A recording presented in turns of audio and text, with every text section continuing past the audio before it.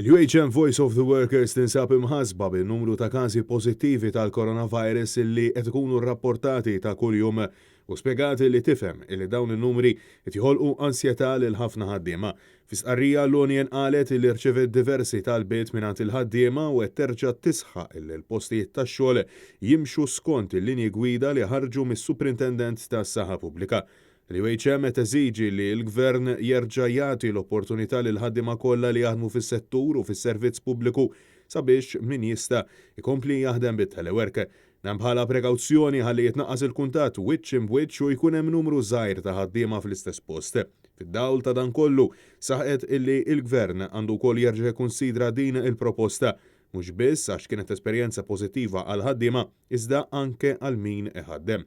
L-UHM Voice of the Workers tisħaq illi fejn hemm persuni li ma jistgħux jaħdmu bit-telework, il-Gvern għandu jassigura li jkun hemm risk assessment f'kull post tax-xogħol. Dan biex is-saħħa u s-sigurtà fil-post tax-xogħol ikunu salvagwardati.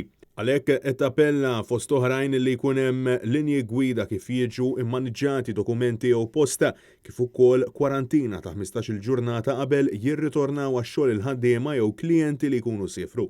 Il-UHM Voice of the Workers għada tal-fema illi il-ħaddiema vulnerabbli bħal nisa tqal, persuni bid-diabete u nies bi problemi fis-sistema immunitarja żmien għadu mhux l-ideali għalihom sabiex dawn ikunu esposti la darba soluzzjoni ħarija għal COVID-19 għadha ma nstabitx.